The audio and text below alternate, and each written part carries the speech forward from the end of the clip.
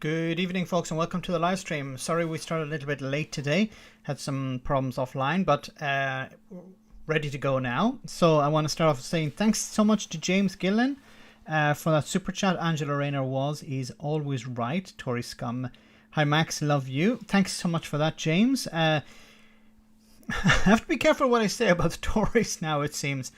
Look, I'm going to call them out when they say that they care about people on universal credit, where they say that they care about the poor, where they care about children going hungry, and then vote the opposite way. So they have to be called out on that. And I'm going to continue to do that. We have to be careful what language we use. I'm afraid, because over the last week, of course, what's happened, but I don't think that's related to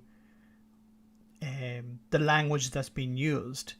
Of course, many politicians would prefer not to be called names like scum or whatever, but still vote to make people worse off, and we have to call that out. I want to say thanks so much to James for that. We have a super chat also from David. Thanks so much, David. Good morning from Hong Kong. Wow, that's wonderful. Hope all is well in Hong Kong. Thanks so much for that, David. Very kind of you. I'll just jump to the top of the stream to see who's on tonight. Let's see, we have Jacob. Great to see you. Dano, great to see you. FSM is the dog. Max running, not slow walking. Not sure. Running, not slow walking. Okay. Certainly is. FSM certainly is the dog. Yes, we want Max. I'm here now. Alex. Paul, great to see you. Night Raven, great to see you too. Hope you're well. We also have Michael, great to see you. CBO, great to have you on. Gene T, great to have you on again. Hope you're well. Rumain, great to see you. 13. Maria, great to have you on. Killer, great to have you on moderating again. We also have, let me see, Darren, great to see you. Dano, another Darren. And John O'Sullivan, great to see you. Wow, we're up to 100, almost 200 viewers. That's amazing. And then we have another super chat, so I have to read that out. Thanks to, there we go, to Valerio. Thanks so much, Valerio. Hi, Max. There'll be another lockdown in the UK for you. I'm afraid there's going to be another lockdown, because there were, I think, almost 50,000 new cases today in the UK. And I think here in Italy we had something like, I haven't checked, but I think it's in the single figures of thousands. Maybe it was 2,000 or 3,000, I don't remember. But 50,000 new cases. Unfortunately, the media isn't really talking about it. Nobody's really talking about it, because Boris Johnson has basically declared victory over the pandemic. There are no restrictions. People are not forced to wear masks. Of course, cases are rising. That was predicted. And will there be another lockdown in the UK? I think it would make sense, but politically it would be a nightmare for the Conservatives. It'd be a nightmare for Boris Johnson to turn around now and say, we need to go into another lockdown. Because the general public have sort of moved on from the pandemic. They're thinking about other things. I think it's going to be extremely difficult for him to introduce the idea of a new lockdown. We have to do something. I think this could be the end of Boris Johnson, because he can't keep going into a lockdown late, coming out of a lockdown early, and then going back into another lockdown late. And especially before Christmas. Remember, was it last year he convinced the public that he saved Christmas by ending the lockdown or the restrictions for a couple of days. Dan, thanks so much for that super chat. With the recent death of the Tory MP, do you think the Tories are getting worried that the culture war is blowing up in their faces? I think it's still, thanks so much, Dan, for that super chat. I think it's still early to determine the motive. I don't think we have a motive yet for the killing of that Tory MP. So I don't know. I can't really comment that much about it. But I think there is an attempt by the Tories to stop people from calling them what they are. So I think there's an attempt to stop people from calling them scum or uncaring or indifferent to the poor, those so like as I said before, children who are gone hungry. What do you call people who live on £80,000 a year, who decide, who vote against giving free school meals to children who are poor, who need the money, who need those meals, otherwise they'll go hungry? And I've covered it before on the channel. You can find it, especially on channel 4, you'll find videos of children in poverty saying, I haven't eaten today, I ate yesterday. Or families deciding, we're going to feed our children today because we don't have enough, we're going to decide between heating the house and feeding the children. And I covered it before on the channel as well. What do you call people who vote to impose that or to strengthen that, and then turn around and say, we care about the poor, we care about the working class, we care about people on universal credit? I can only think of one word for people like that, and it's scum. I'm sorry. If you want to say it's not good to call people scum if people are doing good things, yes, I agree with that. But if you're voting to make people poorer, if you're voting to make people's lives worse, and you are not in that crap as well, if you are sitting in a comfortable position and you're deciding to make other people poorer, I'm sorry, I can't think of a better word for you. I can think of worse, but I can't think of something better. QA Library says my food costs have gone up 25% to 35%. So I'm going to cover that in the stream tonight as well. This is becoming unsustainable. And unfortunately, once again, the people who are in charge don't give a crap. Peter, thanks so much. Wow, thanks so much for that super chat. Hi from Prague. Wow, 200. Is that Czech kroner? Czech. I don't know the currency in the Czech Republic. Thanks so much for that. Very kind of you. Hi from Prague. Wow, so many people on the stream from all over the world. We had somebody from Hong Kong, somebody from the Czech Republic, from Ireland, I think, from the UK, of course, the United States as well. There's some people. I think there's someone maybe from every country in the world on the stream tonight. Thanks so much for that, Peter. So I just want to start off with some funny, is it funny or sad news? The name Nigel is now extinct. Yet another thing that can probably be, we can probably blame on Brexit. Norway. Hey, Norway as well. That's great. Hi Prague. England says hi. That's great. Kruna, Czech Kruna. Thanks so much for that, Asperger's. So the name Nigel is now extinct. So is this good news or bad news? Well, can you name any famous Nigels? No, me neither, except, yeah, you got it. The only Nigel I can genuinely name off the top of my head, although I admit to singing XTC's classic 1979 classic, singing XTC's, okay, they wrote classic twice, while I write this piece, making plans for Nigel, is Nigel Farage. So research released this week by the Office of National Statistics has revealed that the most and least popular baby names in England and Wales, and the name Nigel has officially been extinct. The data shows that not a single baby was named either Nigel or Carl in the whole of 2020. Sad times, or is it? David McGuinness, thanks so much for that super chat, David. Do check out David McGuinness's Indie Truck Davy channel. Great stuff there on Scotland, Scottish independence, and everything Brexit too. Do check out that channel. Thanks so much for that, David. Hope you're well. Is it sad the name Nigel Farage? Sorry, not the name Nigel Farage. No, please God, tell me nobody names their child Nigel Farage. Nigel Planner. From the young ones, yes. Farage, that name should be extinct.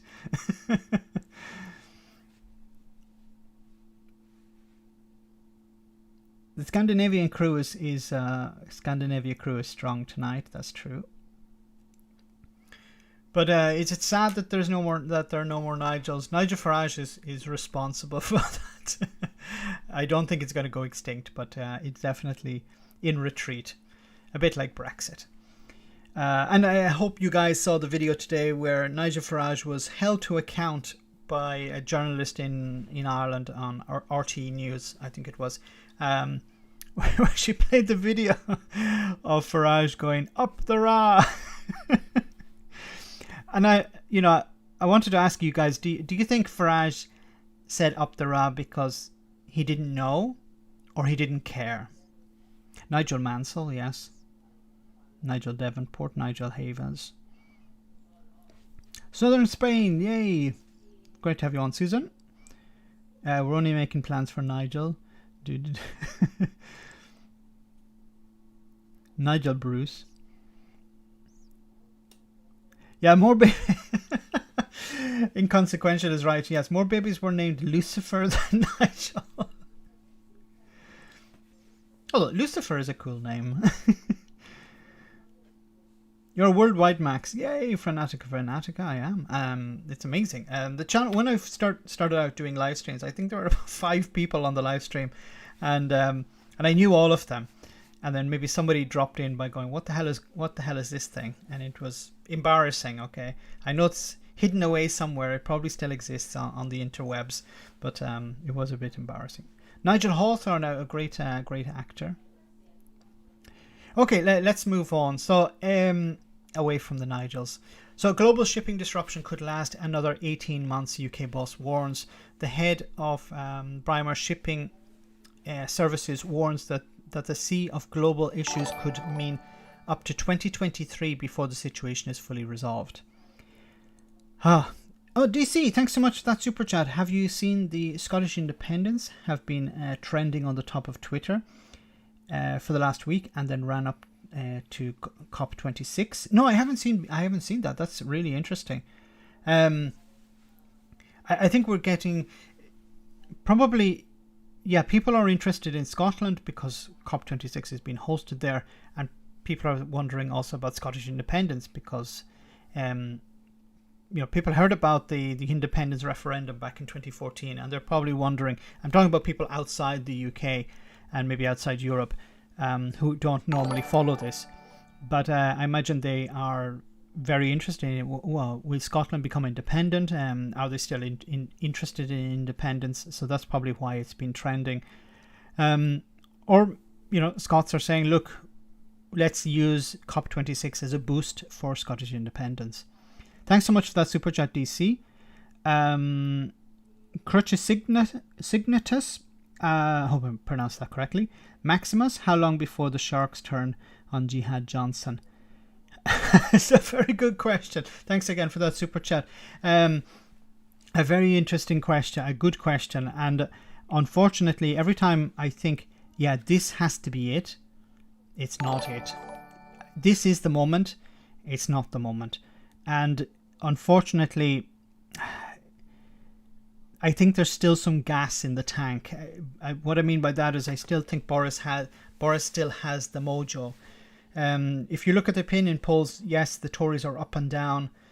They're generally down, but not dramatically. Not enough to worry them. And I think at the moment they're holding on to Johnson.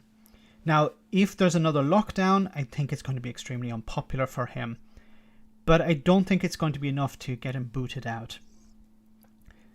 And even though Brexit has been a disaster so far this year, the general public don't seem to care about it.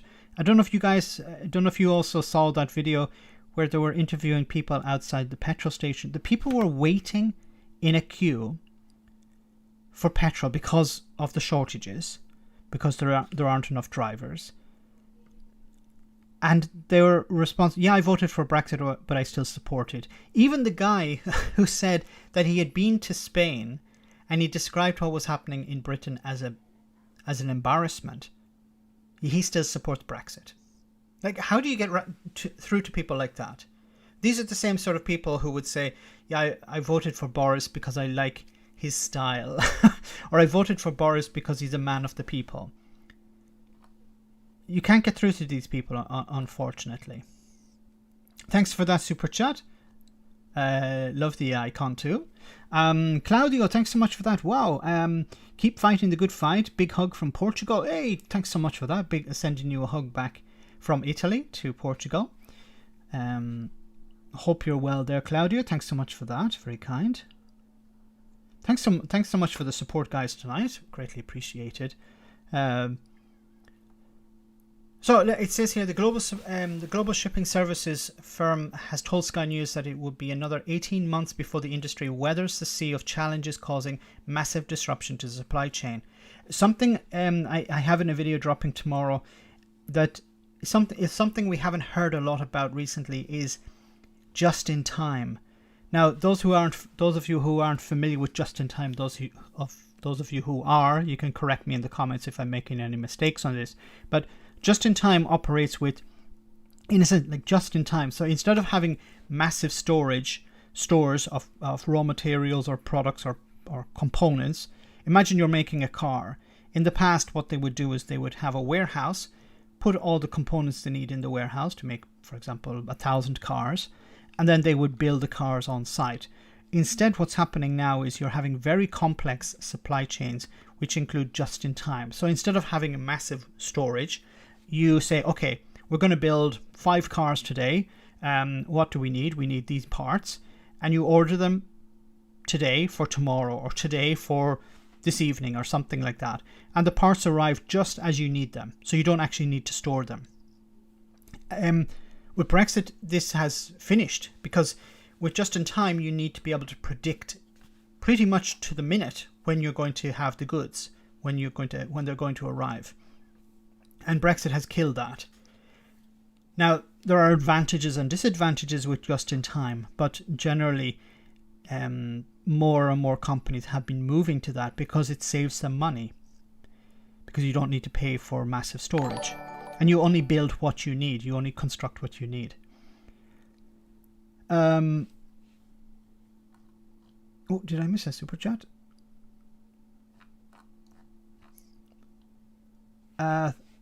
Tonthon, thanks so much for that super chat. In terms of kicking and keeping foreigners out, Brexit is a success. Brexit has beaten what the Brits recognise the Commonwealth is theirs. Will be beaten when the Brits realise the Commonwealth is theirs. I think, look, something sad about all of this is that it has... Some people don't realise that the empire is over, that the empire is dead. And they still have this mentality that, yes, we are still a superpower in the world. We are still very important. And they either don't admit this, or admit it to themselves and try and not, make it public. But one of the reasons the UK was so powerful is because of the European Union. Not because it was on its own. When it was on its own back in 1973, it was the sick man of Europe, and it had to join the European Union or the European community at the time, European Economic Community, at the time, to pull itself out of that quagmire. It was financially ruined in a sense, and by joining the single market, not the single market, but joining the European community, economic community, it benefited greatly, and it became one of the most powerful nations in the world. Brexiteers seem to think that before 1973 it was the most powerful nation in the world, or one of the most. And by leaving the European Union, it's going to go back to that. Very bad understanding of history, it seems. And putting barriers between you and your biggest market makes zero sense to most people. But as I've said on numerous occasions, Brexiteers are not interested in making sense. It's all ideological. It's like being part of a cult. James Grundy, the chief executive of Bymar Shipping Services, warned that container bottlenecks around the world were only part of the problem, and only going to get worse in the run-up to Christmas. He said Tory Brothers freight agency operations at Felixstowe was working flat out to ease congestion and keep goods flowing as the UK's largest port encounters renewed difficulties in managing the situation. However, Mr. Grundy said that the issue was particularly acute outside the UK, with some 13% of all container vessels sitting outside various ports, predominantly China and LA. He told the Ian King Live, despite LA being allowed to operate 24/7 as of last week. The Tory brothers, don't see any kind of ease up until Chinese New Year in February. They won't filter in until March. So we've got another 6 months to go before we see any easement on the container side. Other markets as well are in real congestion situation. What the average person is not hearing is that the fact is that there are crew problems with ships where there are COVID cases, docks are quarantined. It also it all has a knock-on effect. It also gets let me read that again. It all gets knocked on all the way through all the way through. So you get to see the real let up for another 18 months probably. We won't see another let up for another 18 months. The crisis is a consequence of demand outstripping supplies as economies continue to reopen and restock after more than a year and a half of coronavirus pandemic. The heavy goods vehicle driver shortage, particularly acute in the UK in the wake of Brexit, has been blamed for adding to the distribution woes, as containers have stocked up in recent delays of up to 10 days in completing deliveries at Felixstowe. Because there are problems with the number of containers coming in. They can't dock, and then with some quarantine taking place at the docks as well, at the ports, it's not helping the situation. And then, of course, adding to this is the shortage of heavy goods vehicle drivers. All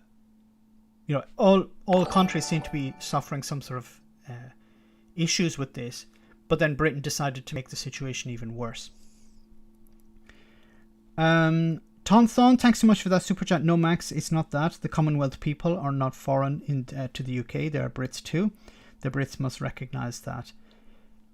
See, the problem with Brexit, thanks so much for that super chat. The problem with that is that the Brexiteers voted to keep these people out. If you're Romanian, or you're Polish, or you're French, or you're German, or you're Indian, to the Brexiteers, they don't care. They just don't want you around because you either speak English with a different accent or you don't speak English at all, and they're not happy with that. That's what they want to do. That's what they voted for, to keep just keep foreigners out. When I go down to the supermarket, I don't hear strange accents. That's what really pisses them off. It's worth destroying the economy to keep strange accents out of the supermarket. It's as much as that, I'm afraid. Thanks so much for that super chat. Let's move on. So this is from a few days ago, but I wanted to highlight it because I think it's important. EU told to prepare for trade war with UK if Northern Ireland Protocol is suspended.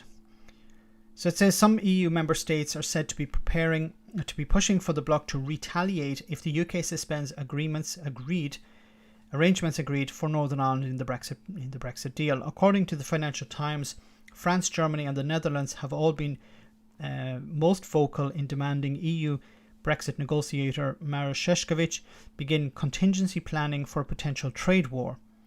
The three countries have been supported by Italy and Spain, sources said.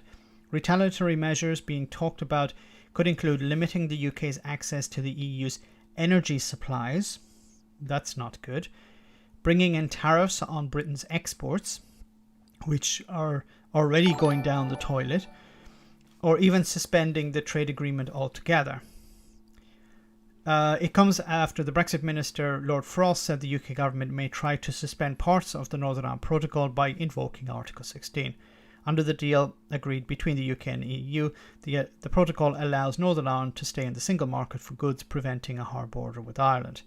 On Wednesday, the EU tabled a range of proposals aimed at cutting the red tape the protocol has imposed on moving goods from Great Britain to Northern Ireland. However, the plan did not address a key UK demand, the removal of the oversight function of the European Court of Justice in the operation of the protocol. And of course, this is an issue that's not important to businesses in Northern Ireland. The people of Northern Ireland don't really have a problem with oversight by the European Court of Justice. And then, just think about it for a moment. If there's a dispute between the UK and Japan, or the UK and Australia, or the UK and the United States, Japan, Australia, and the United States are not going to accept a ruling from the UK court. They will want an independent arbiter. Now, of course, the Brexiteers will say the European Court of Justice is not impartial. It is impartial, but it's not good enough for them. But they won't say who would be impartial. They would prefer UK courts to decide. And then, as we've heard before, the Brexiteers want to put their own people in charge of the courts. Remember what happened, 2 years ago? You remember the traitors to the people, when the Brexiteers were calling judges traitors, enemies of the people, I should say. DC, thanks so much for that super chat. If there was a general election next year, do you think some parties might work together to keep the Tories out, such as the Greens and Labour, maybe? They'd work together, but I don't know how effective they would be. It's looking more and more likely there will be an election next year, because Boris Johnson, while he's still reasonably doing well in the polls, that's not going to last forever. And gradually he's going to become less and less popular, and then he will become a weight for the Conservatives. And as soon as he becomes a weight for the Conservatives, they'll throw him out and replace him with some fresh face. My feeling would be somebody like Rishi Sunak, or maybe Michael Gove. Michael Gove is not is no Boris Johnson. He's not as charismatic as Boris Johnson. He's as manipulative and he's as ruthless as Boris Johnson. But I don't see Gove being a replacement for Johnson. But Rishi Sunak is someone still quite clean in a sense, and respected. The public don't know that much about him. They don't know about his billionaire connections. But I think he would be next in line.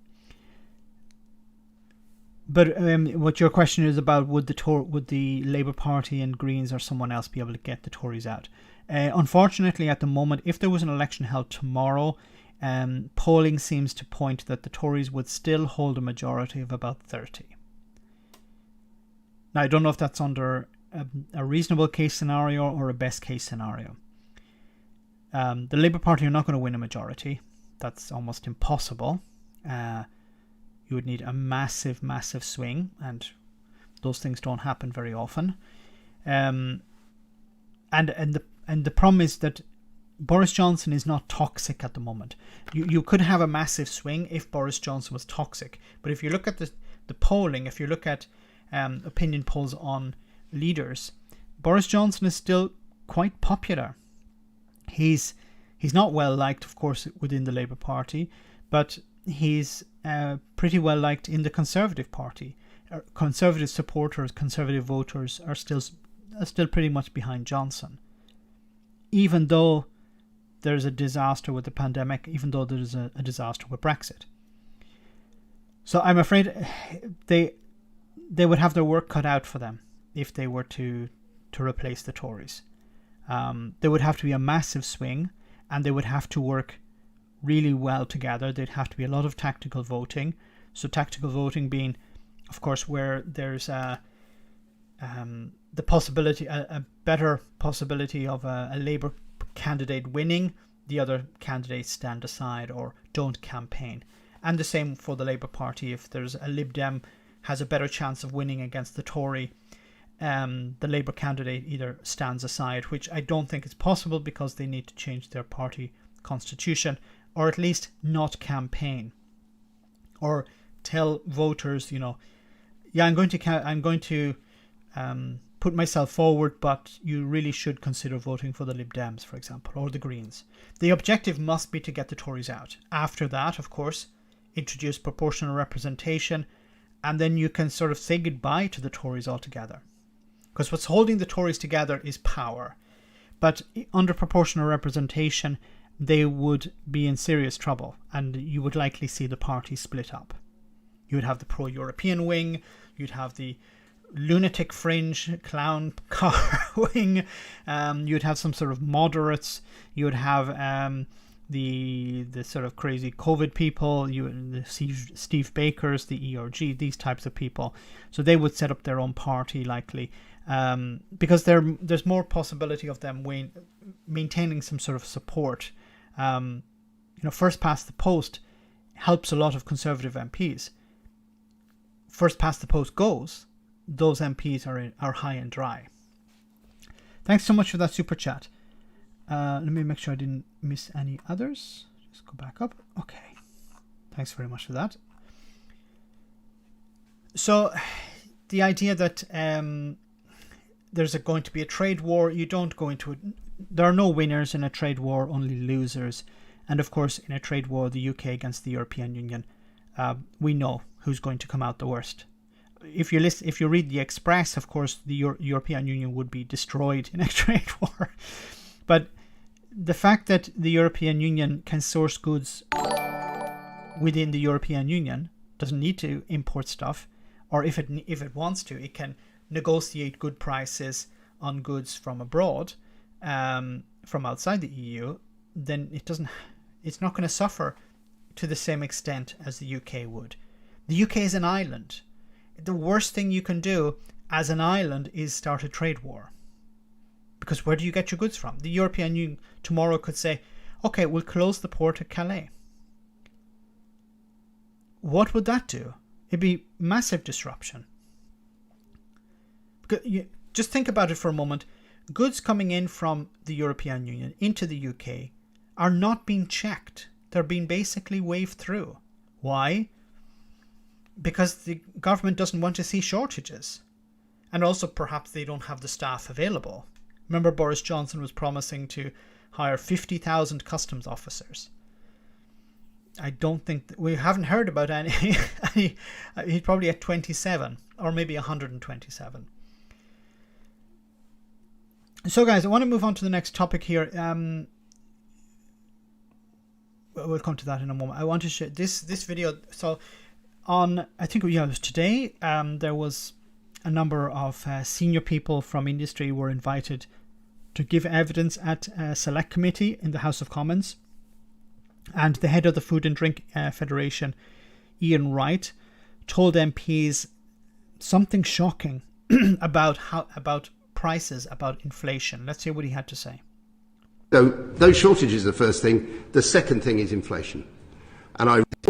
Those shortages are the first thing. The second thing is inflation. And I really think that the committee needs to think seriously about inflation. In hospitality, which is a precursor of retail, inflation is currently running somewhere between 14 and 18%. Okay, 14 and 18% inflation in hospitality.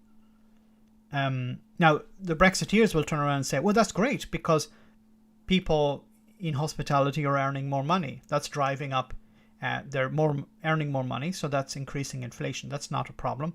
Everyone's great. This is a Brexit dividend. Although, remember, and this I really struggle with.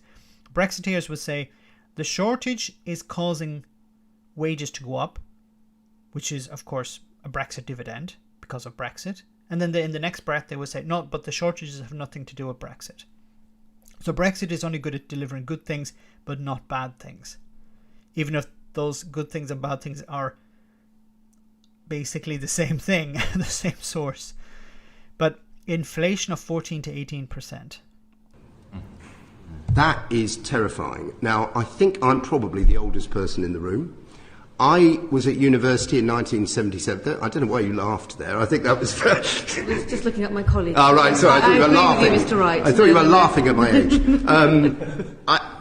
I remember inflation going to 27% under the Callaghan government. And I remember the lady going round, Sainsbury, I think, with stickers twice in the same hour to change the prices again and again. Oh my God.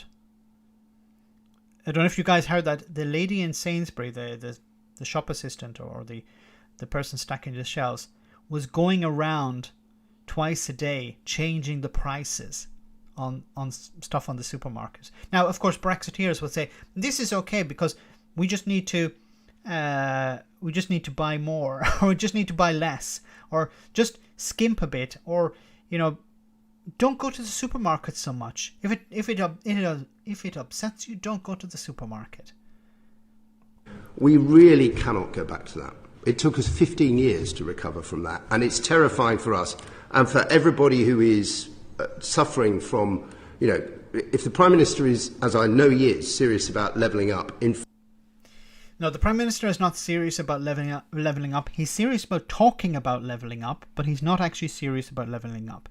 Now, Mr. Wright said here 15 years to recover from this. You see, the difference in the past was you could change some policies, you could attempt to increase trade or do something, but the people who are in charge, the Brexiteers, first of all, don't want to admit that there's a problem. See, at least in the past, the government would look and say, okay, we have inflation running at 14, 18%. We need to do something about it. The problem is with Boris Johnson looks at 14, 18%. He says, I can tolerate that. I'll just, push my book, my bestseller, another bit, and that will make up the difference. Or I can ask a Tory donor, to help us out with childcare or something. That's how Boris Johnson will deal with it. That's how most of the Tories will deal with it. They're not affected by this, so they don't care. Now, if the general public start to get affected by this, perhaps they'll start to put pressure on the government. Inflation is a bigger scourge than almost anything else because it discriminates against the poor. Well said. Inflation discriminates against the poor. As I said, Boris Johnson will not be affected by inflation. Jacob Rees-Mogg will not be affected by inflation. MPs in general will not be.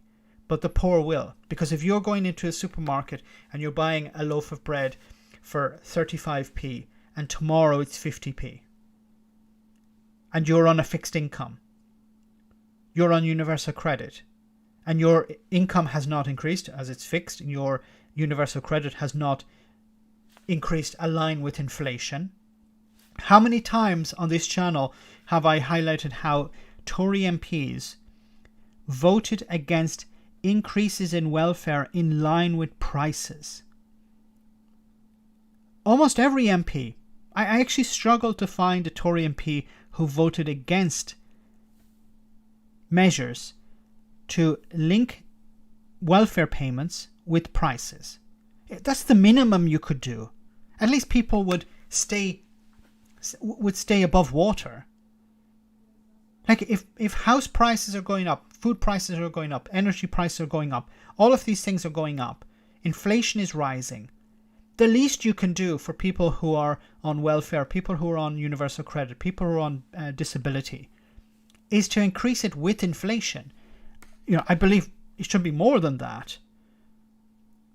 Don't people deserve to be able to spend a little bit on entertainment from time to time? Does it have to be a grind? Does it have to be always, I'm just above water, barely? What if somebody has an emergency? Their car has a problem. They have to take it to the garage. It's going to be an expense that's an unexpected expense.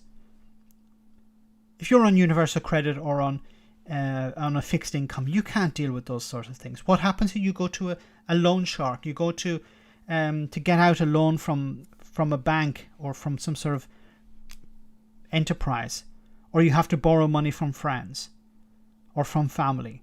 That's not a solution. And as he said, and I agree 100% with him, it's the poor who always suffer. So a little bit more about this. It says restaurants and hotels facing terrifying 18% inflation, MPs told. This should bring down Boris Johnson's government. This should be enough. This is the type of things that would bring down governments back in the 1970s and 1980s.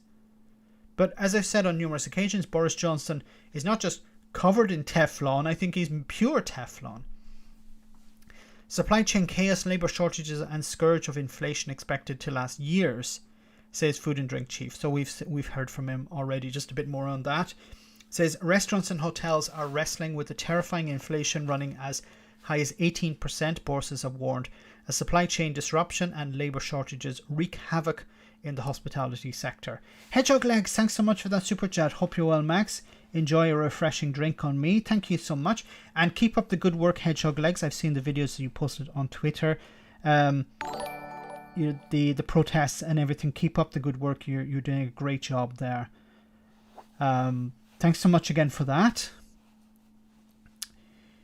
Ian Wright, the chief executive of industry body, the Food and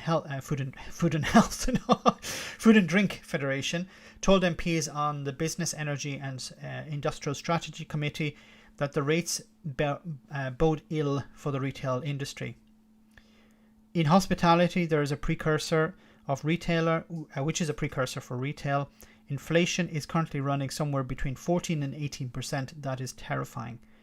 Inflation is the biggest scourge than almost anything else because it discriminates against the poor. Wright cautioned that the food and drink sector expects current challenges to last for several years. 6 months ago, almost all our businesses were in that thought it was transitory. Now every business I know is expecting this to last until 2023 and 2024. Every single one. During a hearing about the impact of the supply chain crisis on consumers and business, Wright recalled higher rates of inflation in the 1970s when he saw a supermarket employee change prices twice within an hour. We cannot go back to that. It took 15 years to recover.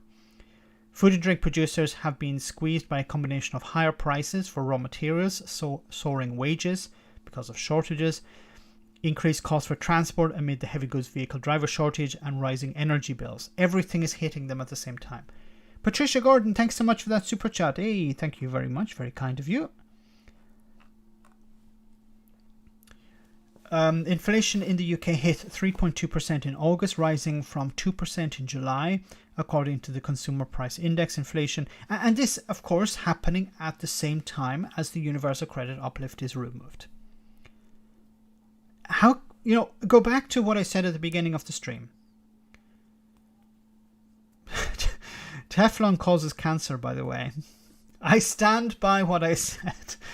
As I said at the beginning of the stream, what do you call people who allow inflation to go out of control and cut an uplift to universal credit?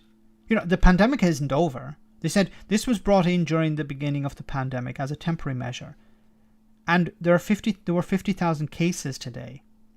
The pandemic is not over, but you're taking away this support for people. Facts Not Fiction, great to see you on the stream. Hope you're well. You're taking away this support for people. And at the same time, inflation is running at 3.2%. Inflation is at its highest level in the UK since March 2012 and is expected to increase further, adding to the squeeze on consumers just ahead of the government raising taxes. Soaring gas and energy prices. I think this is going to be very difficult for the Tories. Not so much for Boris Johnson, but for MPs, because many of the people, not all, but many of the people who voted for the Tories wanted things to get cheaper. We voted for Brexit because we thought everything was going to get better. Things are not getting better. Things are getting more expensive. Things are getting scarcer. We're not able to get the things that we wanted before. We can't get the staff we need. How is this a benefit? Why is this considered good? Artemis, great to see you on the stream. Hope you're well. Great to have you on. Manufacturers are facing price rises of between 30 and 40% for raw materials, according to Stephen Philipson. Philipson? I'm not sure how to pronounce that name. Philipson, I think it is. Chief executive of the trade body Make UK, which has become critical for certain firms if they're not able to pass on these costs. Yeah, if you're building a house and your raw material costs jump 40%, you can't absorb that. You have to pass it on to the consumer, who is the person buying the house. And you apply that to everything. To the extent where we're seeing now, they are not passing it on at all. Passing on all of it, and that can only persist for a number of months. 6 months would be the best guess before we start to see real failures in terms of businesses. Yeah, because the business, look, I want to sell my product. If I don't sell it, I'm going to fail. It's best to sell it at a smaller profit, or maybe even at a loss to get it out the door, but to maintain my customer. But you can't do that indefinitely. Philipson said firms are, like many other sectors of the economy, suffering from the lack of availability of lorry drivers. However, the government's recent move to improve the labour shortage in the logistics industry, allowing drivers from abroad to apply for temporary visas, and a relaxation of a number of deliveries permitted within the UK for foreign registered trucks, known as cabotage, have not yet improved the situation, according to the trade body, the Road Haulage Association. Of course it hasn't worked, because it's not designed to work. It's not designed to fix these problems, because, spoilers for a video for tomorrow, but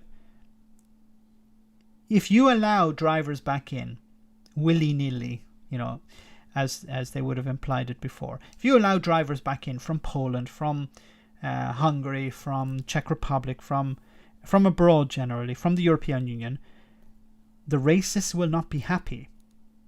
And what will the racists do? Well, they'll stop voting Tory. They'll start voting for UKIP. They'll start voting for some party that Nigel Farage pulls out of his behind. Because Nigel Farage will say, oh, look at all these foreigners coming back. Oh, better crank up the old xenophobia machine, get onto this issue, win some support. That's what he's all about. Get some attention, get some money, financial backing, of course. Maybe Aaron Banks will back me up again.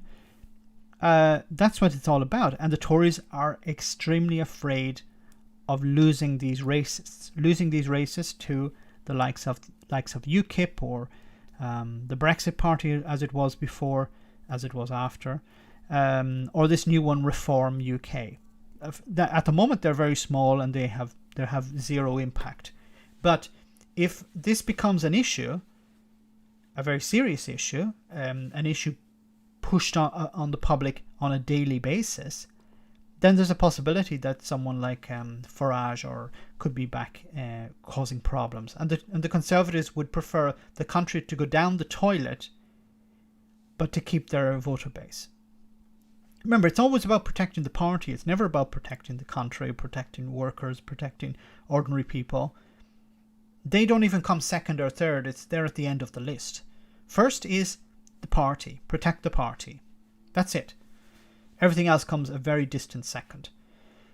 The reports haven't eased at all, says Duncan Buchanan, Director of Policy at the Road Haulage Association. A number of measures have been put in place. The stepping up of training, stepping up of tests, but visually on the ground, they're not having much effect. Firms in the logistics sector have also having to pay higher wages to intense new staff, or retain the old ones they have, with reports of increased labour costs of 20% for some firms. We're seeing a lot of poaching of drivers, bigger companies with deeper pockets securing labour at higher rates. And yes, and I've talked about that on the channel as well. That's what's happening at the moment. The bigger companies, the supermarket chains, Amazon, large logistic firms, they have the deep pockets. They can say to drivers, look, come work for us and we'll give you £1,000 bonus. Come work for us and we'll pay you a higher rate per hour. And if you're driving, for a small company, and you're told you can do the same job for more money, a lot more money, then you're going to jump. You're going to jump ship, jump truck. And you can't. I'm not blaming the drivers for that. We can't blame the drivers for that. If somebody offers you the same more money for the same job, you're going to do it.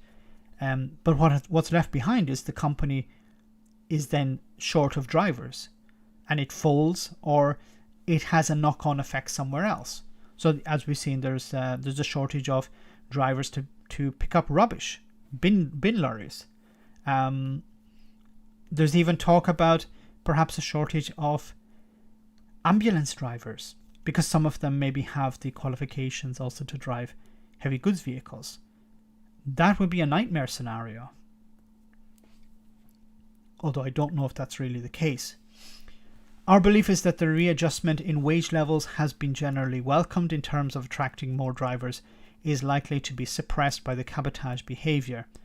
You can pay people more, but if they can't operate like you want them to, then it's not really helping. Britain has lost 53,000 heavy goods vehicle drivers over the past 4 years, according to new figures by the ONS, which show that the number of people filling those roles has slipped by 16% since its peak in 2016-2017.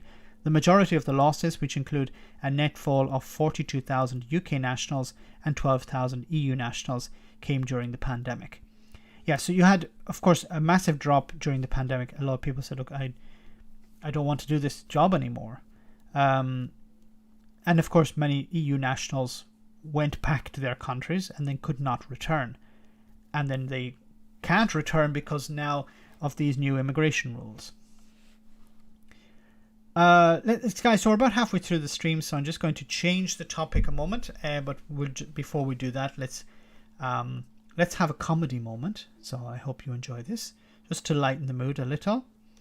And then we'll get back to the serious stuff in just a jiffy. Do you need to make someone feel bad about complaining? Are you a government trying to justify things being a bit rubbish at the moment? Do you want to imply that people are letting down the past by caring about the present? Then you need Blitz Spirit.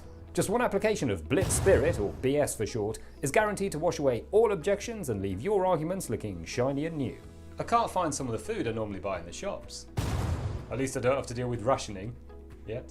Working from home is great. I get to spend more time with my kids and I'm just as productive. My granddad couldn't work from home, so by commuting for 2 hours a day, I'm honouring his memory and helping Pret a Manger stay in business. I struggle to pay my bills because of a fundamentally unfair economic system. I'm so grateful I'm not literally being bombed. Made from our patented mix of jingoism, selective memory, and not listening to anyone who's actually there, Blitz Spirit can turn even the most moribund speech into a Churchillian peroration. It may be a terrible deal, but it's our terrible deal, and I know that you will survive it. Blitz Spirit, for when things are really bad, but not as bad as being exploded. Warning, BS is most effective in England and on people who think they fought in the war even though they're just remembering films they saw as children, not to be used on actual historians. Do not mix with alcohol, can lead to racism.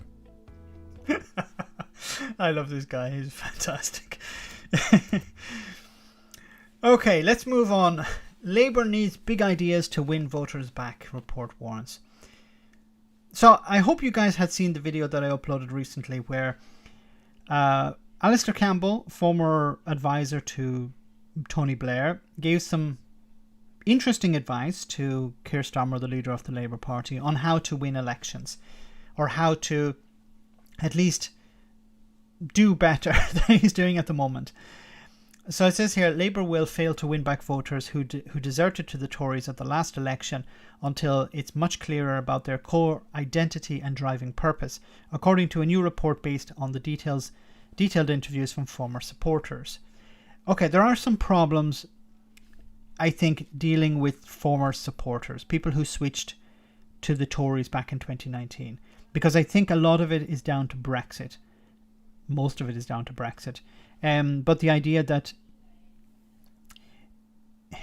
people voted for Johnson to get Brexit done, but they didn't know what getting Brexit done meant. But he promised them, in a sense, that he'd get Brexit off the telly. That we wouldn't we'd stop talking about Brexit.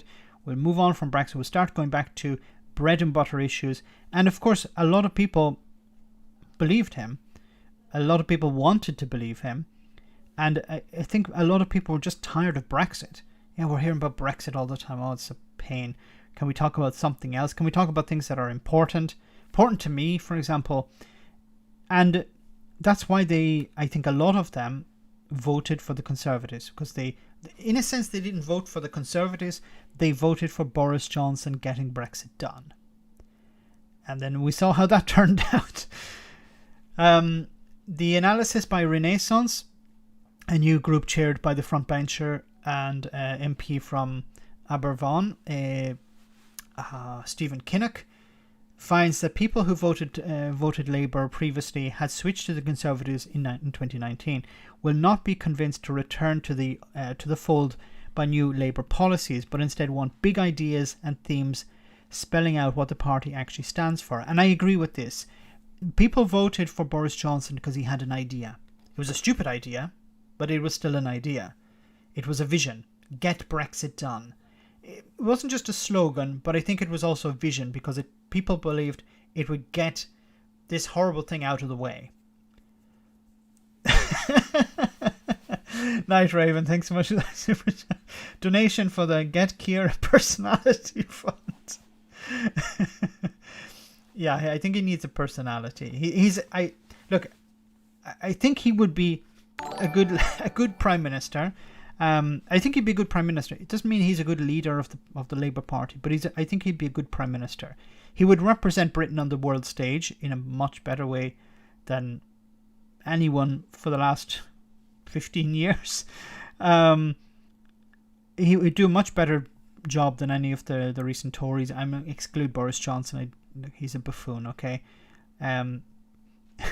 get Britain done.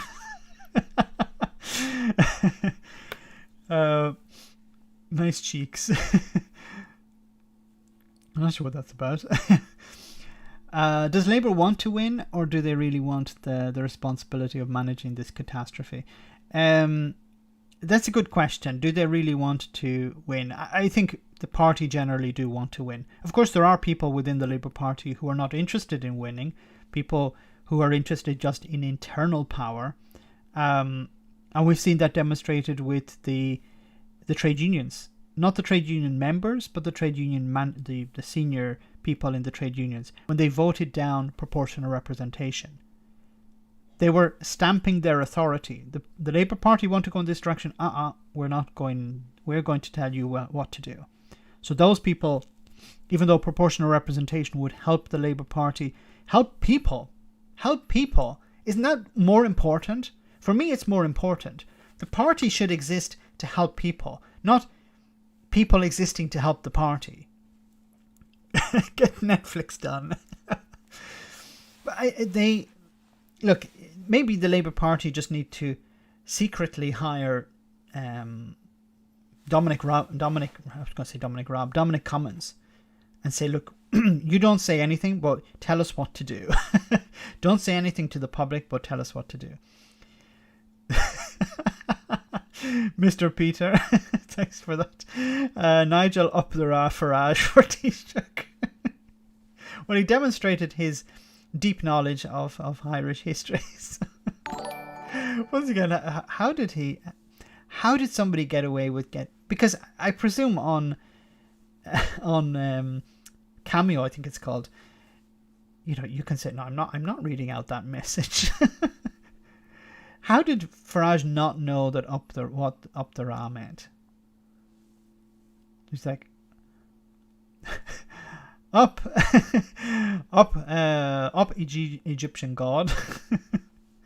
I wonder who this Ra person is, or how they wrote. Maybe they wrote it R-A-H, Ra, to get round, to confuse him. I don't know. Get Nigel Dumb. But yeah, I'm not convinced Labour want to win. The membership, at least, hate Labour last time it was in power, and aren't willing to make the compromises necessary for power. And I think that's a huge problem. Is within the Labour Party, it's not pulling together. It's pulling itself apart. And look, when Corbyn was in charge, the people should not have been... Look, let me be very clear. There are people outside the party who are fully within their rights to criticise Corbyn as leader of the Labour Party, and criticise his methods and his policies, if you want to. The policies were popular. It's just the guy selling them was not very good. But the same with Starmer.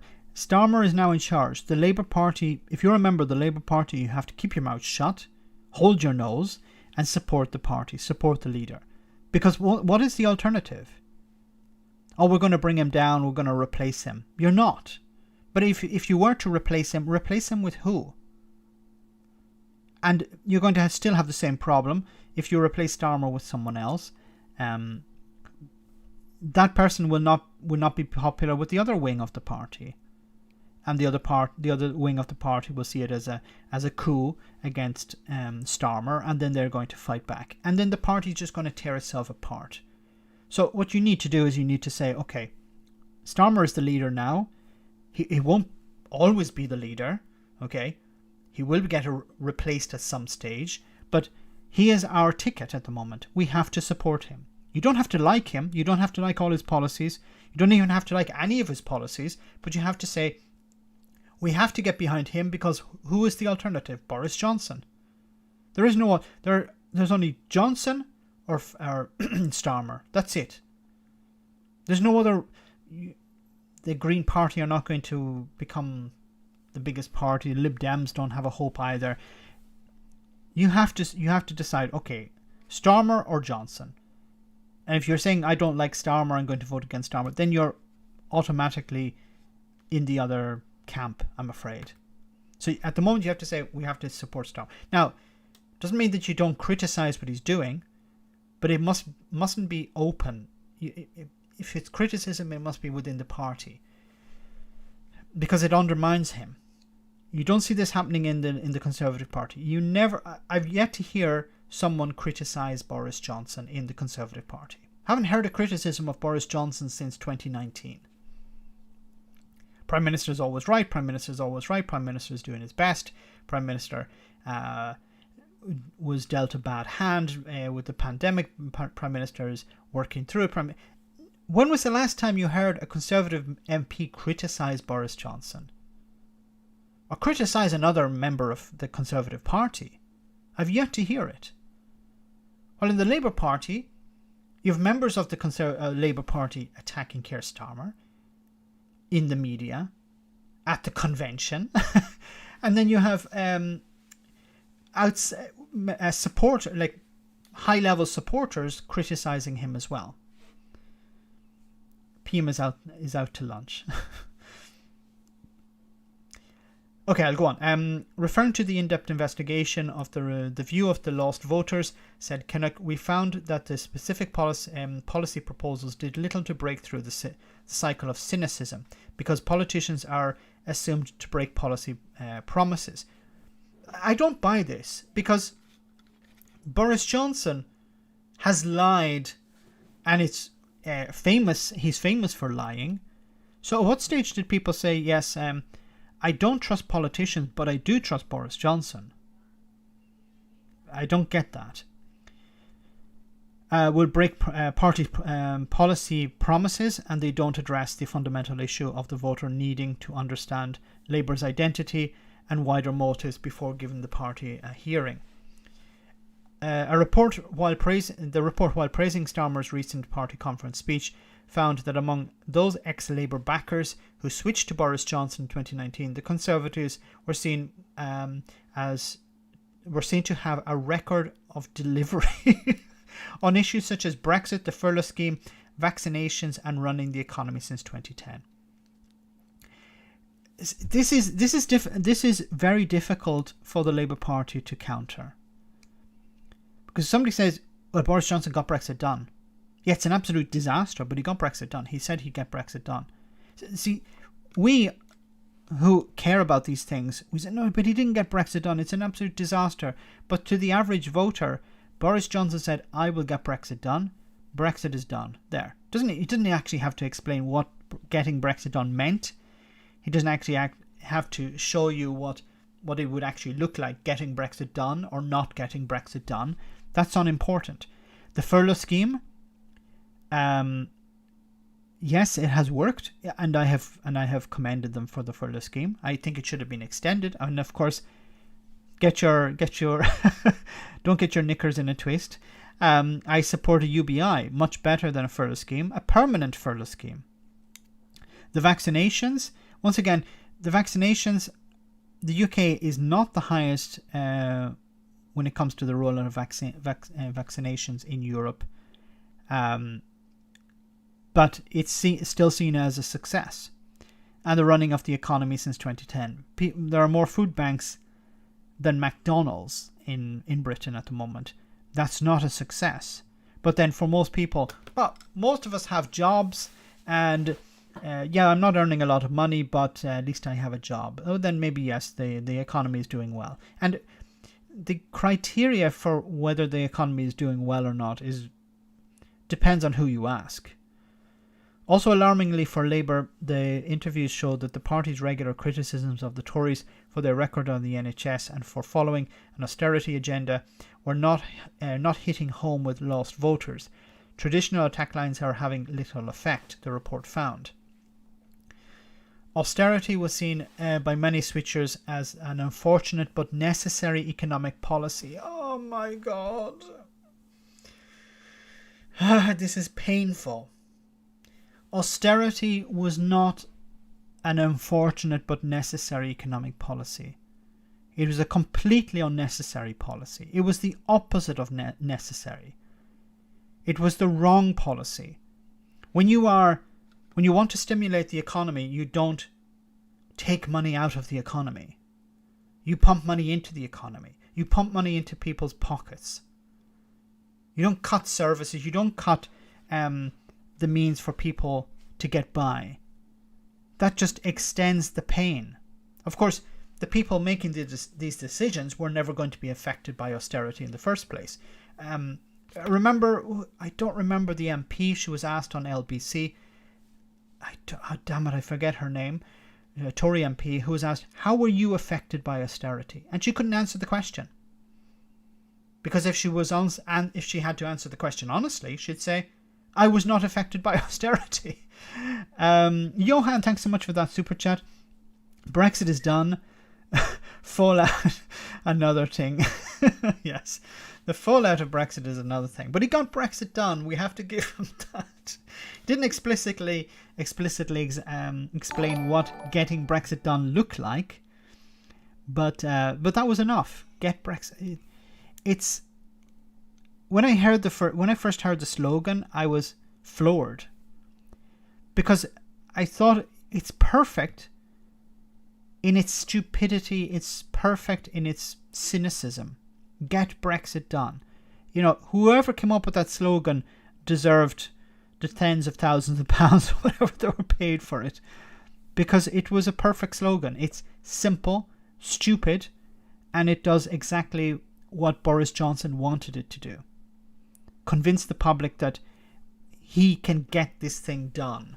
It was amazing. You know, you almost have to stand back in awe of such a slogan, because it's the cynicism behind it is amazing.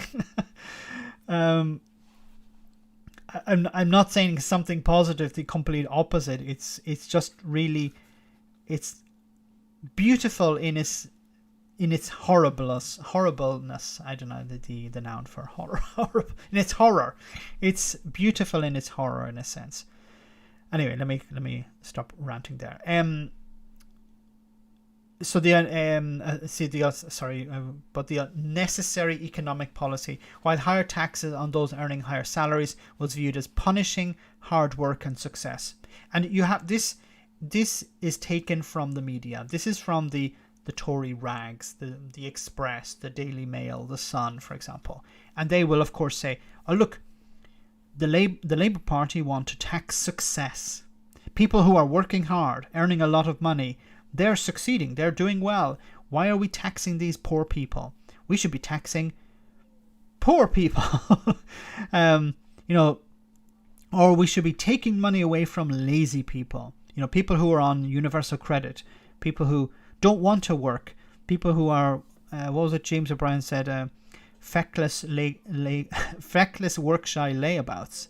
These are the people we need to take. And of course they will find, the media will find the one example of somebody who tricked the system, and of course hold that up as as an example for all. This is a representative of the entire system, and allow the government to say, oh, see, we need to cut because there are people going on holiday 3 times a year who are on benefits. And I ask the question, if it's something that appears in the newspaper, then it can't be common. It can't be normal if it appears in the newspaper on the front page. When was the last time you saw on the front page of a newspaper, car runs into other car, or tree falls in forest? This is not news. Dog bites man. That's not news. So why is it? But if it's something common, if it's a common problem in welfare that people are abusing the system, then why would it make front page news? The report, based on the discussions with 60 switchers from different parts of the country, of different ages, backgrounds and views on Brexit, come amid renewed anxiety in the party over its failure to make inroads into the Conservatives' lead in the polls, despite the succession of crises that have engulfed the government in recent months. These include the continued criticism of its handling of the COVID-19 pandemic, Afghanistan, and the cost of living and labour shortages. Part of this problem, I believe, is the Labour Party going along with the Conservatives. When was the last time that the Conservatives went along with the Labour Party, went along with the government? When the Labour Party were in power, the Conservatives didn't say, yes, we're going to vote with the government. No, they vote always against the government. Maybe, can you imagine if Keir Starmer was in charge? Do you think Boris Johnson would be, yeah, we're going to vote with the Labour Party on this measure or on this bill? No. Like the Republican Party in the United States, always against. Always against. Even if it's something good, even if it's something you agree with, always against. I don't agree with that type of policy, but at the moment you need to show that you're not the Conservatives, or you're not the Conservative light party.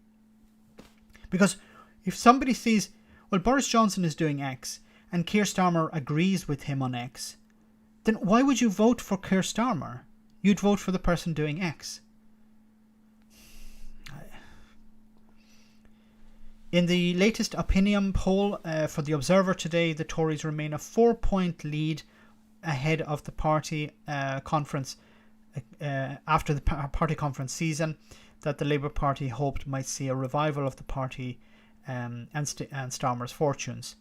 While Johnson's approval rating have dropped to its lowest level since the last election, the Tories are still up 2 points on a fortnight ago on 41%, while Labour are up 2, lag behind on 37%. The Conservatives and Labour are each holding on to the vast majority of their respective general election voters.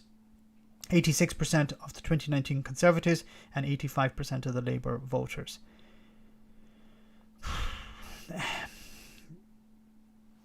It's insane. It's insane. I would love to meet one of these people who voted for the Tories back in 2019. But then it's a bit pointless me asking them questions, because they didn't vote for Boris Johnson because of some policy. They didn't vote because they think he's going to make the country better. They voted because they believed he'd get Brexit done. And some of them still think that's necessary, or they think, well, the Conservatives are doing a good job. See, I think part of this, again, is the media. The media are continually pushing the idea that, yeah, he's doing his best. He's leading the way. He's a real statesman. He cares about the public. And none of it's true. And the people still believe it. While voters blame the government for many domestic problems, there's little sign of their frustration is benefiting Labour. The poll found that 2/3 think the government has responded badly to the shortage of heavy goods vehicle drivers and the knock-on effects for the energy market and the economy, while only a quarter, 26%, think it has responded well. So 2/3 think that the government has responded badly. Only 2/3. Even among Tory voters, 42% think the government responded. The government's response has been bad, compared to 47% who think it's been good. A majority of Tory voters think the government are doing a good job when it comes to Brexit, the consequences of Brexit. This is why Boris Johnson is going to run on a Brexit ticket again. He's looking at this 47% and goes, okay, if I can maintain this number, I'm going to have another majority.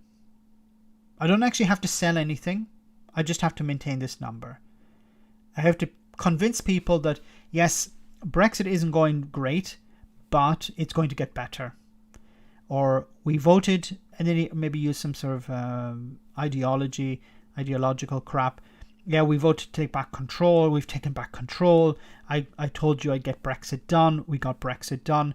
And that may be enough just to get by, just to maintain his support. But there is a bit of a sting in that, because you need to convince people to come out. That's the key. Because saying to people, yeah, we got Brexit done, vote for us, that's not really enough for many people to come out and vote. You need people to come out, and people need to come out for a reason. They're not just going to say, yeah, Johnson done a great job, we got Brexit done, are you going to come out and vote? Well, no, because there's no real motivation for me to. I think that could be a problem for Johnson and the Tories. Apathy. That could be Keir Starmer's golden ticket. Tory apathy. But then I'm not a strategist, so I don't know. Despite this, Starmer remains 6 points behind Johnson when voters were asked who would make the best Prime Minister. 26% for Starmer, 32% for Johnson. The figures are little changed since August. See, there are better people than Starmer. John Bercow, for example. I would prefer to see John Bercow as Prime Minister. I think he'd make a great Prime Minister. I think he would be much better than Keir Starmer. He would be much better in the House of Commons. But there's one small problem. He used to be a Tory. There's no chance of him winning support within the Labour Party, because you need to win the support of the party members, of the unions, of all of these in the party to become the leader. So John Bercow is not going to get that. It's sad. I think he would do a great job, a wonderful job in the House of Commons. He would punch holes through Boris Johnson. He would hold the Tories to account in the House of Commons. He knows the tricks of the trade. And as a leader, as a front bencher, as someone, I think he'd be popular with the public, but he wouldn't be popular with the party. And unfortunately, you need to be popular with the party or have the right sway within the party in order to win. And I think that's a big problem that Corbyn had. Corbyn managed to become popular within the party, but he wasn't popular with the public. And Starmer, in a sense, is maybe more popular with the public than with the party. But it's not going to win. You need both. or at least you need to get by in some way within the party and then be popular with the public. But Starmer is too unknown, unfortunately. Most people in Britain probably don't even know Starmer, or know very little about him. Oh yeah, he's the guy who's against Boris Johnson. Okay. But they don't know anything about his background. They don't know what motivates him. And that's what he needs to do. He needs to start working on that. Those questioned by Renaissance said Labour needed to be clearer about its central messages if it was to get them back. Convince them that it was a party of working people and good jobs. It is that it could manage the public finances sensibly, and that it had a positive story to tell about the future of Britain after Brexit. So maybe I'm a bit of a doom and gloom merchant when it comes to Brexit. I feel that I have to tell the truth about Brexit, because I fear another Brexit happening. And I also hate the idea that people were lied to by charlatans like Boris Johnson, Jacob Rees-Mogg, Nigel Farage, and people will turn around and vote for them again. These people do not care about you. These people, in a sense, hate you, despise you, because you're not them. You'll never be them. But they see you as a tool for them to get into power. And I think we need to stand up to that. But at the same time, while I criticize Brexit, maybe there's some value, I hate to say this, but maybe there's some value for the Labour Party in saying we need to get past Brexit. We need to present a future of Britain post-Brexit. We need to be less negative and more positive. I'm not saying to embrace Brexit. That's not a good. I don't think that's a good approach.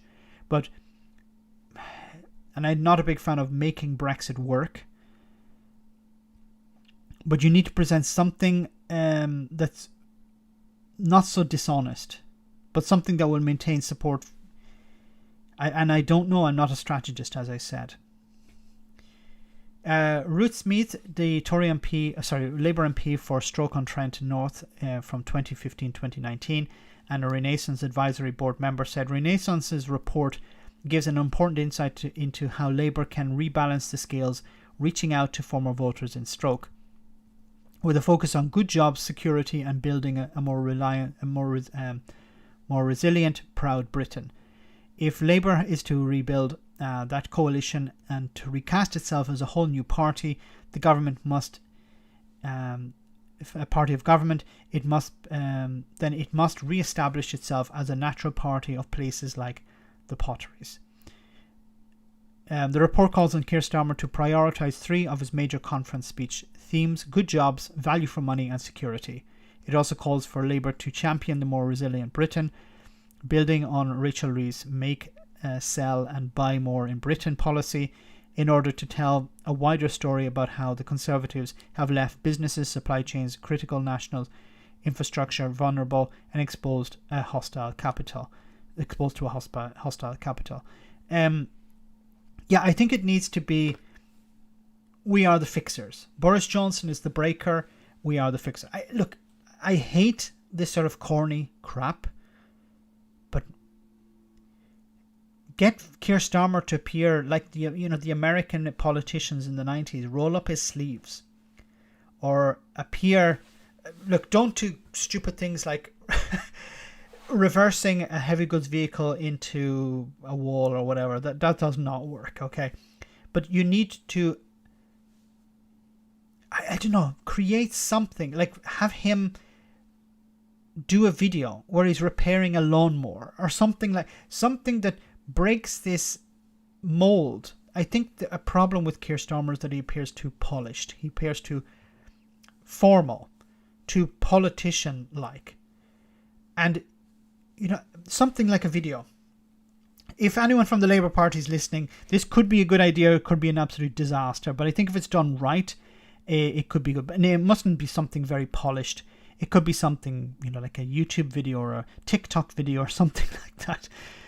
Like, have Keir Starmer do something normal. And if it's interesting, it might go viral. People are like, oh, I didn't know he was like that.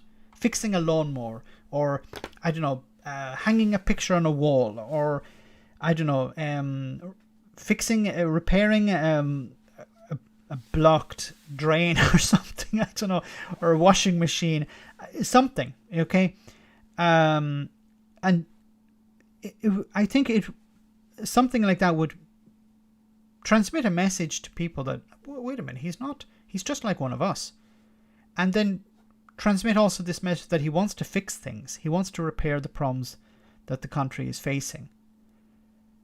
Or if he can't, he'll have the right people do it. You know, you can have a video of him trying to fix something, and then it doesn't work, and then he calls the plumber, and the plumber comes, and the plumber fixes it for him, and he goes, well done, and the plumber says thanks, and some stupid exchange there. They have a chat over a cup of tea, something like that, but not too artificial. Something quite normal. Having a chat. Oh, how are things with you? Oh, I'm not so great. You know, house prices are gone up. You know, it's hard to pay for fuel, stuff like that. What can we do? What can I do? If I was the leader of the country, the prime minister, what would you want me to do? I want you to do this, this, and this. And in a sense, I think this could be wonderful. I think this could be a real success. I'm just inventing it at the moment, but I think it could be something that could benefit the Labour Party. Try it out. If it fails, okay, try something else. Starmer is a bureaucrat. Max, Labour have to face the reality and split. Then they need an alliance with the Lib Dems, and the only thing they can do to help. When Scotland breaks away, the Conservatives are home and dry for eternity. Yeah, so but it's going to be Conservative rule forever in that sense.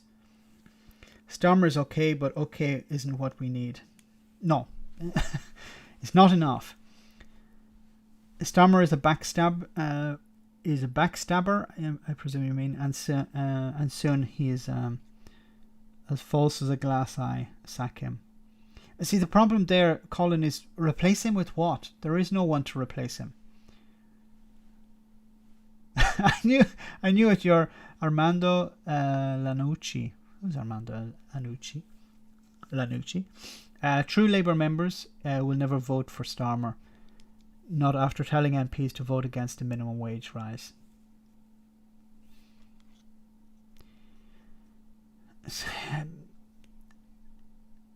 See, what he could do is say, we're not going to do it, but if I become MP, if I become Prime Minister, I'll implement it. See,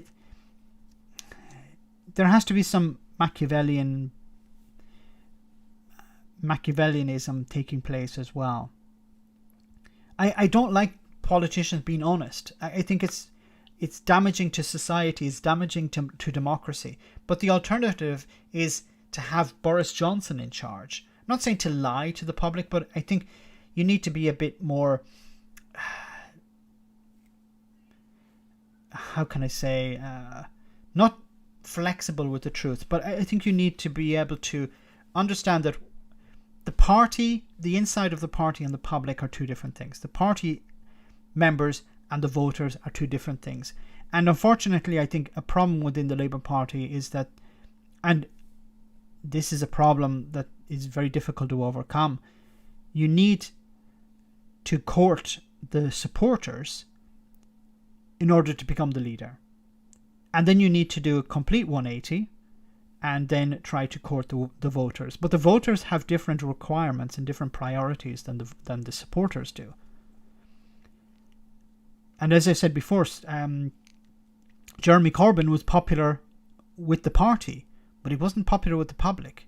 Like the rallies, and this is something that was raised, and I don't want to go back over Jeremy Corbyn again, but if you look at the rallies where Jeremy Corbyn was attending, were very enthusiastic, many very happy people cheering him on, but they were party supporters, they were not voters. Max, Phil had a video out 10 days ago talking about reversing Brexit. This needs to be said each time a U-turn is done by the government, shouting out reversing Brexit, a U-turn. Yeah, Gene Teeth. Yeah, I think so. I think It either has to be the Labour Party saying, look, they're doing another U-turn on Brexit. I think you need to undermine Boris Johnson's Get Brexit Done. You need to say, look, how is he getting Brexit done? This is a failure. Brexit is not done. Boris Johnson lied to you on Brexit. He said he'd get Brexit done. I'm here to fix it. He made this mess. He lied to you. I'm going to fix it. That's what he needs to say. Thousands of members are leaving Labour. See, once again, I think maybe there's too much focus on members and not enough on voters. Labour has become two parties. I don't think it can be reunited. Max, you're not right about the lying and doing fix-ups of Starmer. People need real practical improvements in their lives. No, I agree, Catherine. It's not about lying. It's about understanding that you need to sell something to the members and you need to sell something to the voters. I hate this term, but it's the pivot, they call it in the United States, where when you're running in the primary, you will be on the left. When you're running in the general election in the US, you're more in the center. They have this idea of the pivot. So you want to win the support of the members of the party, the supporters of the party, then you need to sell one type of message. You want to win the general election, you need to sell another type of sell another message, another dream, another vision, and that's unfortunately how it works. And there's no real getting away from that, and it makes it more difficult for the Labour Party because the Conservatives have one message always: we want power. We don't care about how we get there. Everyone agrees, yes, we want power. Yay. Okay, anyone disagree? No. Okay, let's move forward. Here is what we have to do to get power. We have to lie to the public. We have to sell them pointless slogans. We have to convince them that we can do everything and the other side can do nothing. We have to convince them that we're strong, that we care when we don't. We have to convince them that we care about the poor when we have no record of caring about the poor. That's what you have to do. And it seems to be working at the moment. And then the media, of course, is on the side of the Conservatives, the vast majority of the mainstream media. So they also have that. Claudio, thanks so much for that super chat. The quality of politicians is very low in the world, but in England it's worse, yes. There are good politicians. There are a number of very good politicians but I think, the Scottish people tonight are probably feeling, blessed, because whatever you have to say about the SNP and Nicola Sturgeon, you can't say that she doesn't care. You can't say that she's incompetent. You can't say that she isn't professional. She's good at what she does. She's a leader. She doesn't have any corruption around her. She's not lying to the public. She seems honest, and she's trustworthy. Now, of course, her opponents will say the opposite, but with the public, I think she has a very good approval rating, probably one of the best in Britain, because she speaks the language of the people. And the Labour Party really should try and take a few leaves out of her book. Blair or Boris, you decide. Oven-ready poverty, well said, Anonymous. Labour need to get Labour need their own ground and fight on it. Better future. Everyone has to have a say, and we do want what we say. The Labour Party are more honest. The Labour Party truly do care about the public, do care about the poor and the working class, and they need to sell that. There are more poor people than there are rich people. There are more working class people than there are upper class people. Probably there are more working class people than middle class people. So there's a whole demographic out there that the Labour Party can reach. They have to speak to their interests. And I'm not talking about the racists or the Brexiteers. I'm talking about ordinary working class people. I'm going to give you a better job. I'm going to give you better protections. I care about you. We're going to work for you. We're not going to work for the donors. We're not going to work for the millionaires. We're not going to work for the billionaires. We're going to work for you. But you have to take a chance on us. As Abba said, take a chance on me. Okay. We're almost near the end of the stream, so I blabbed on there a lot. But let me see. No, I just wanted to show you this video about... I think it's this one here.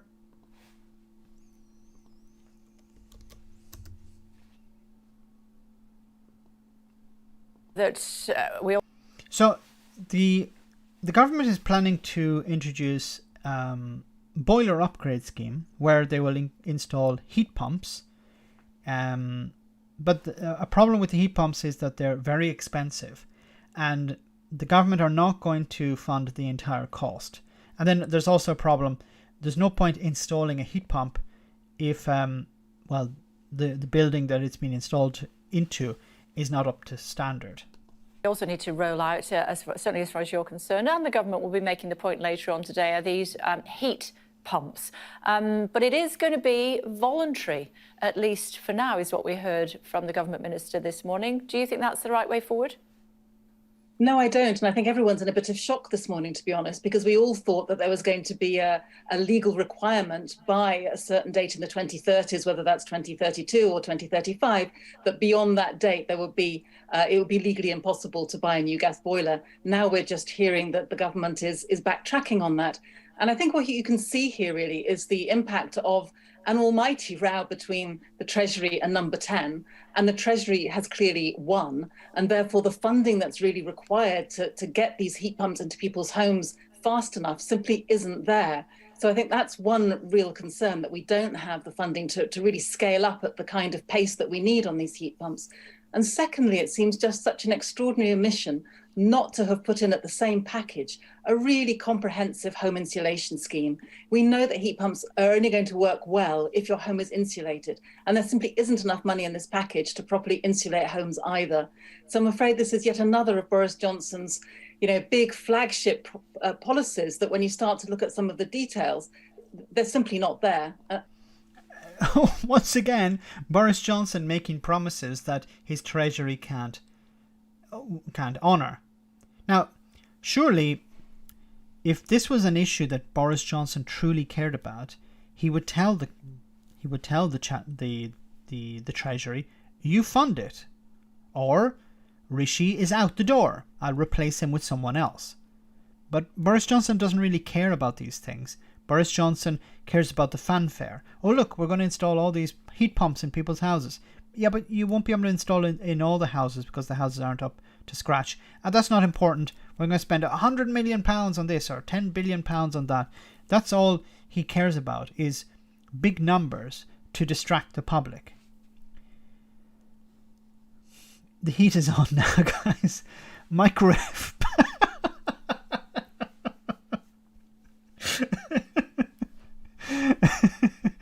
GJ says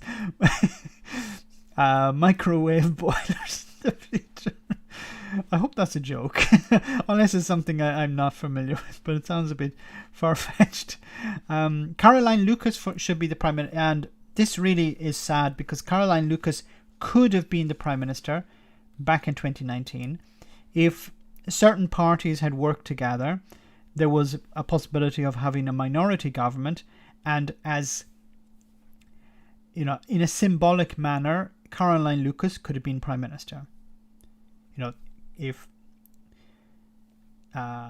what's her name? She's gone so long. From the Liberal Democrats, the former leader of the Liberal Democrats, and Jeremy Corbyn, if they had, put their differences aside and said, let's work together, form a government of national unity back in 2019, and we'll put at the head of it Caroline Lucas, the leader of the Green Party. I think that would have been a wonderful coalition. Boris hot air system. I think that's blowing quite hard at the moment, yes. Blankets and freezing is the future. I'm afraid so, Alex.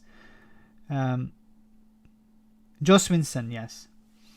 Caroline would have actually made a quite a good Prime Minister, I agree. She's such a straightforward, sensible MP. I agree. I agree with you 100%. A wonderful person, somebody who really cares about the environment, about her constituency, and the lady's not burning gas. Jo Swinson, yes, it was Jo Swinson. I couldn't remember the name. She's been gone so long.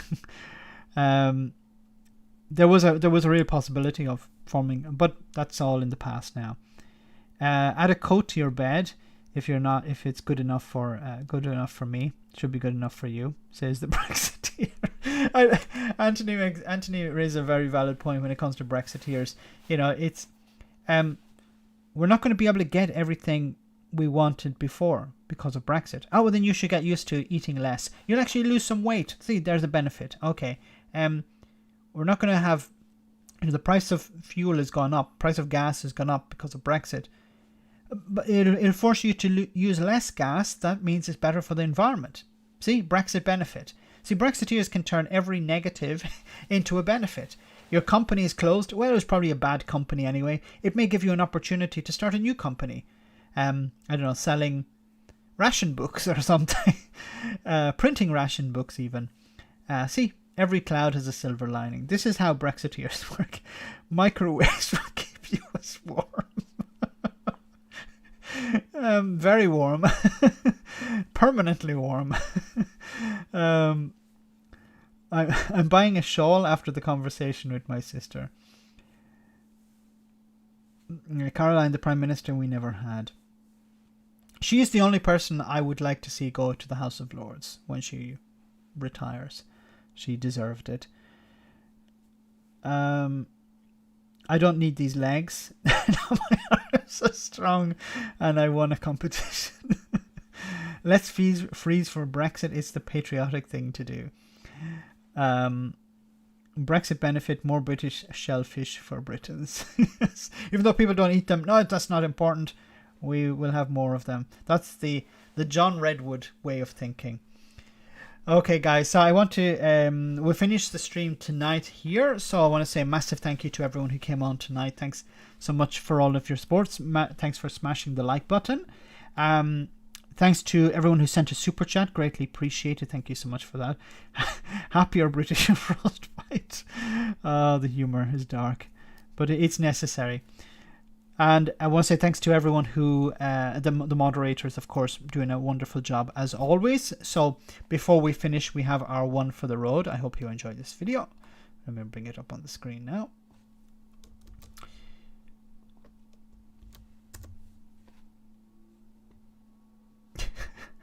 The Irish. Oh, it's so nice to be home after that long ferry trip from England. Michael, what are you doing? Checking for clandestines, Kathleen. What? I was watching Border Patrol the last day. All the Brexit people will be coming in. Michael, they're not going to hide in your car. They will. They'll hide in the engine. They hide in trucks, Michael. I need a carbon monoxide monitor, Kathleen. Michael, they don't. Stop it. I'm checking the outside now.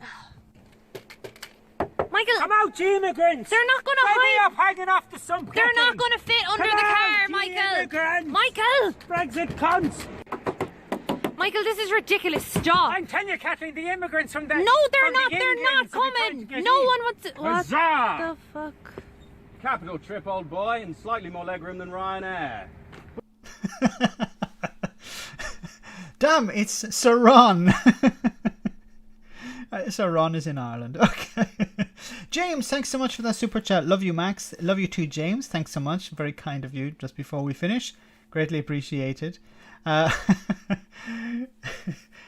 Kathleen, the teapot, your teapot. So guys, thanks so much for coming on tonight. I'll see you all on Friday, same bat time, same bat channel, 8 o'clock this time, I promise. Have a great week, and as Boris Johnson always says, stay alert. Take care, see you soon. Anyone who's Patreon, of course, remember there's the post stream chat after the show. Take care, see you soon, good night.